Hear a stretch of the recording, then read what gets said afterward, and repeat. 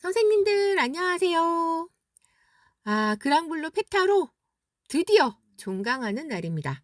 와, 사주가 이렇게 빨리 가네요. 예, 특히나 지금 수강하시는 여러분들은 12월에 듣고 계시잖아요. 그래서 연말과 맞물려서 더더구나 시간이 빨리 가는 것처럼 느껴졌던 것 같습니다.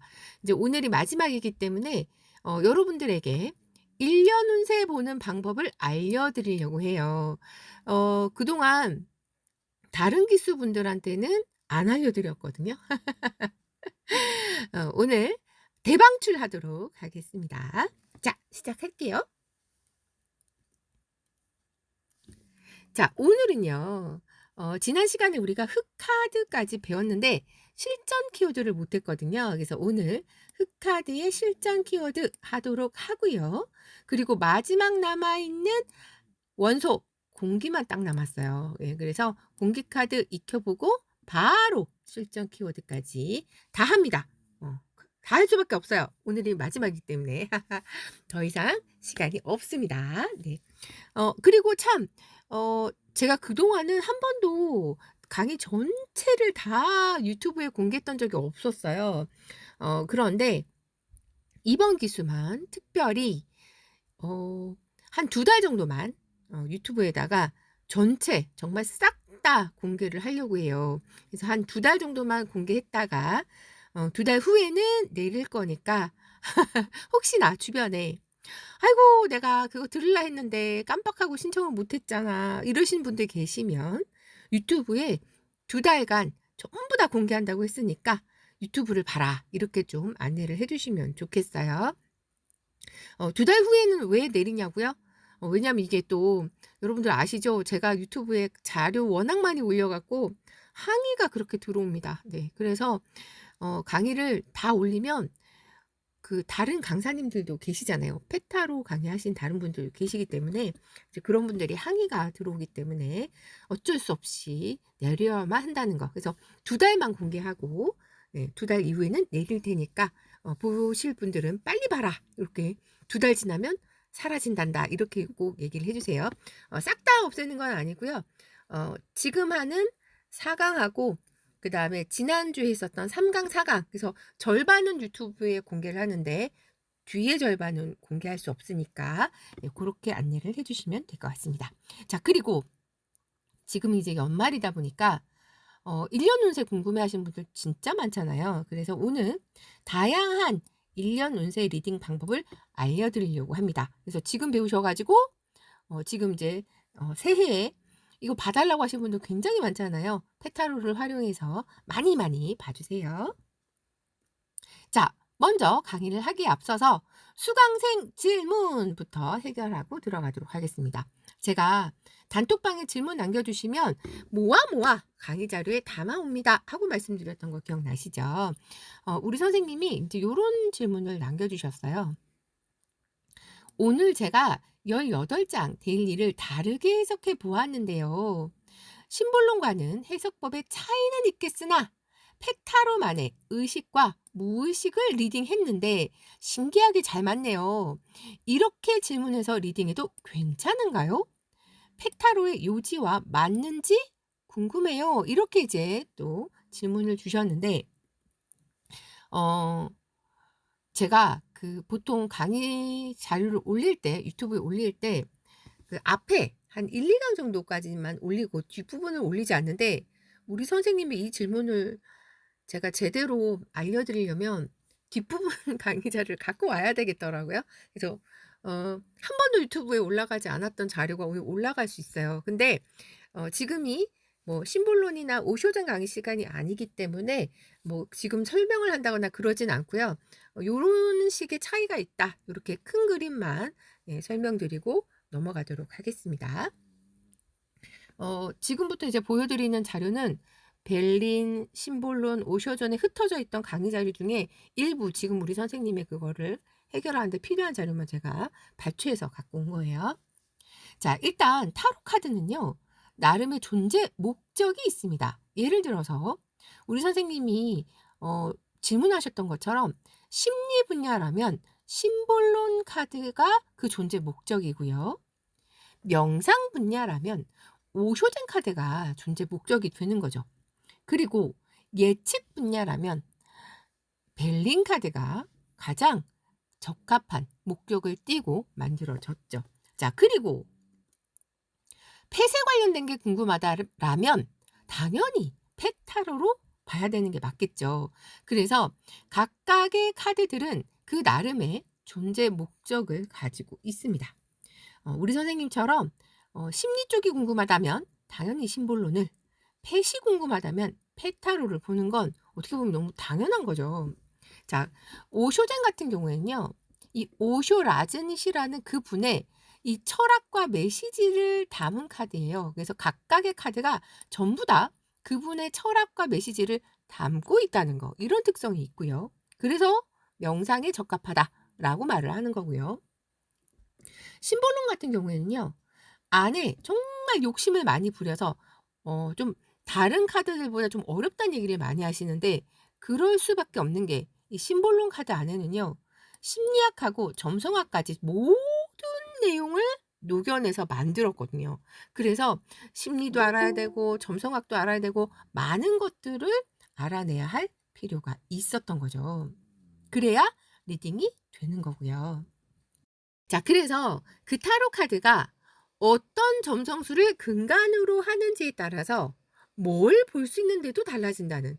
그래서 카드들마다 정말, 정말 그 나름의 특성도 있고 차이가 납니다. 예를 들어서 고전 점성술을 바탕으로 한다면 인생의 길흉하복, 우리가 대체적으로 궁금해하는 결혼할 수 있나요? 돈 많이 버나요? 이런 것들, 그런 인생의 길흉하복을 볼 수 있는 거고요. 만약에 현대 심리 점성술을 근간으로 한다면 심리 위주의 리딩을 할 수 있도록 그렇게 되어 있습니다.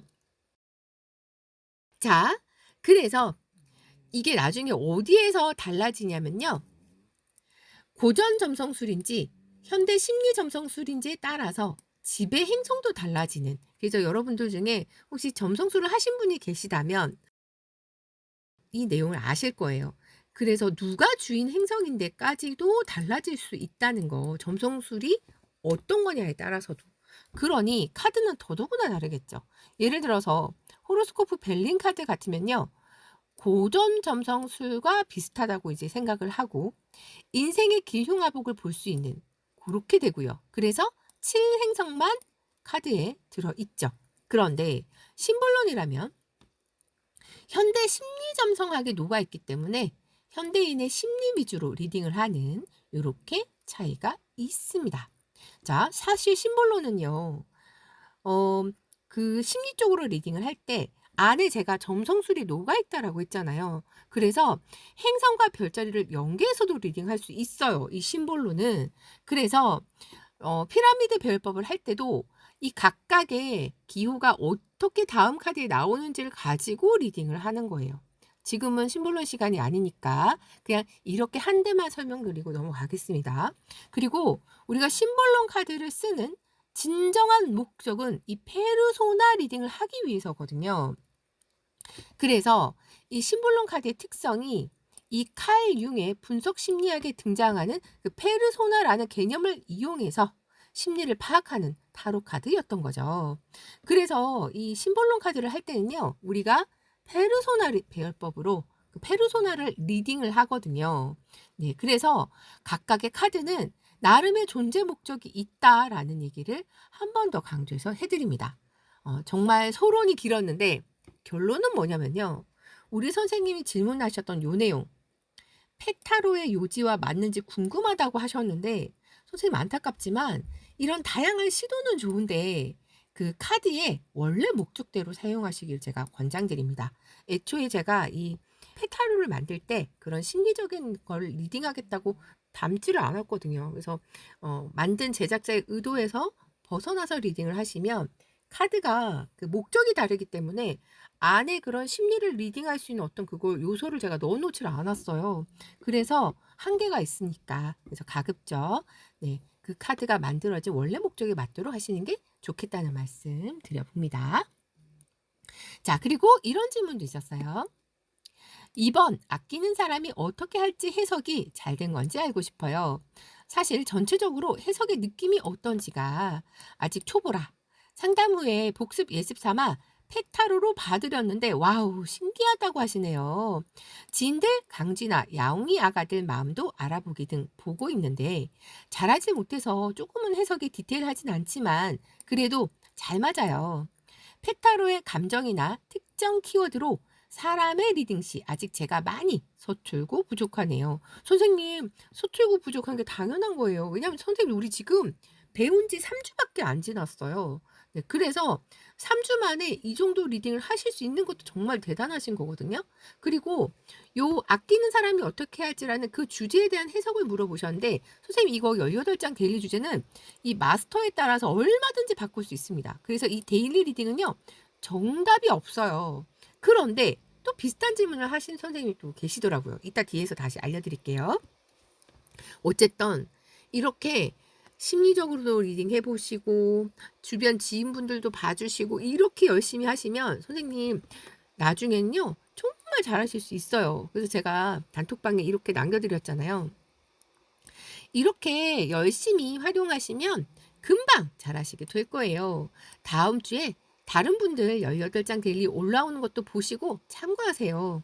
많이 써본 사람이 확실히 더 나은 리딩을 하시는 것 같아요.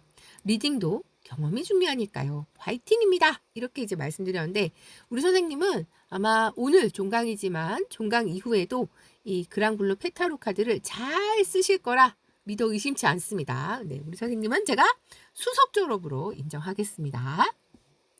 자, 그리고 또 다른 선생님이 이제 질문을 주셨는데 요런 질문을 주셨던 거죠. 18장 데일리 질문이 제가 해석한 게 너무 어려워서 내용을 조금 바꿔봤는데요. 괜찮을까요? 사전에 말씀 안 드리고 실행한 점 죄송합니다. 라고 이렇게 이제 단톡방에 남겨주셨는데 선생님 그러셔도 됩니다. 원래도 이건 바꿀 수 있기 때문에 다음 시간에 그걸 알려드리려고 했는데 먼저 하셨네요. 특급 칭찬합니다 하고 제가 글을 남겨드렸죠. 자, 우리가 지난 시간에 배웠던 18장 데일리는요. 이런 주제를 담고 있었죠.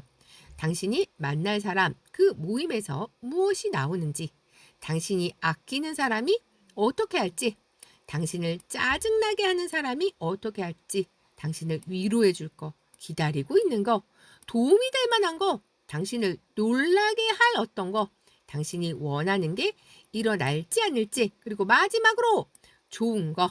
이렇게 9가지 주제를 알려드렸는데 요 9가지 주제는요. 여러분들이 마음껏 바꿔도 됩니다. 원하시는 대로. 자, 실제로 제가 다양한 타로 강의에서 이 18장 데일리 숙제를 내드리고 있기 때문에 벨린 수강하셨던 선생님이 이런 질문을 이제 주셨던 거죠. 안녕하세요. 벨린 수강생입니다. 고3 딸을 케어하느라 정신없이 입시 준비로 제 강의는 뒷전이었어요. 틈틈이 듣고 따라가는데 그때그때 궁금한 건 질문이 안 되는 답답할 때도 있고 18장 데일리도 한 번도 뽑은 적이 없어요. 선생님 18장 데일리에 9가지 질문이 있는데 펼칠 때 마음으로 뭐라고 생각을 하고 스프레드를 하는 건가요? 이렇게 이제 질문 주셨는데 다시 이해가 안 될까 봐 걱정이 되셨는지 다시 또 상세히 다시 알려주셨죠. 질문이 이해가 되실까요? 질문 이해가 안 되실까요? 보통 질문하고 펼치고 뽑잖아요.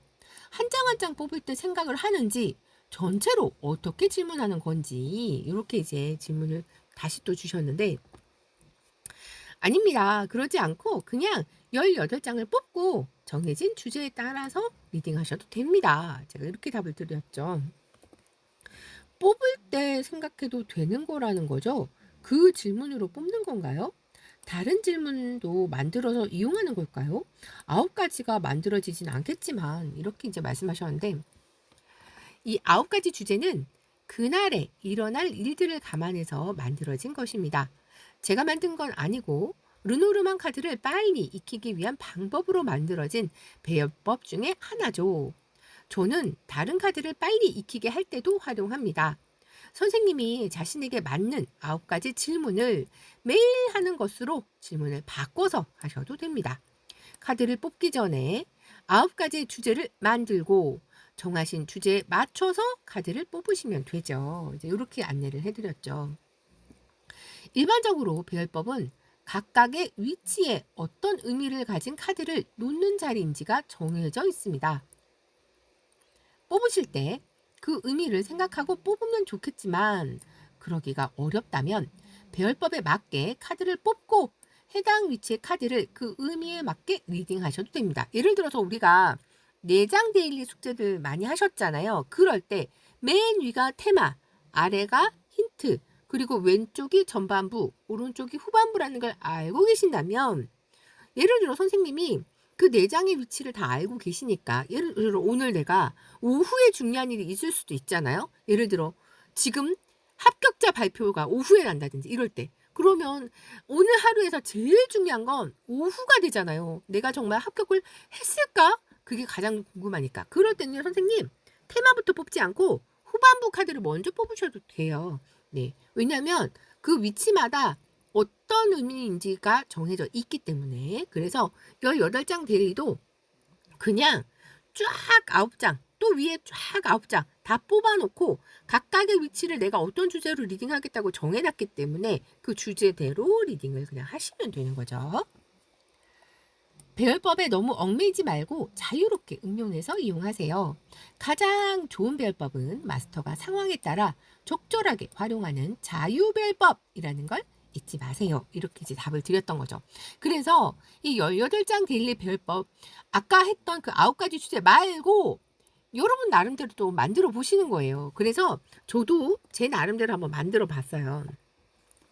자, 오늘 만난 사람들과는 어땠는지, 하루를 보내면서 감사할 일은, 가족, 반려동물과 어떤 일이 있었는지, 갑자기 일어난 예상 밖의 일은 없었는지, 나를 화나게 하는 일은 어떤 게 있었는지, 오늘 해야 할 일들은 다 끝났는지, 오늘 하루를 보내면서 얻은 교훈은 더 나은 내일을 위해 개선할 부분은 없었는지, 내 자신을 위해 용서하고 마음을 비워야 할 일은 이런 식으로 제 나름대로 또 9가지를 만들어 봤는데 선생님 꼭 9가지를 만들어야 되는 겁니까?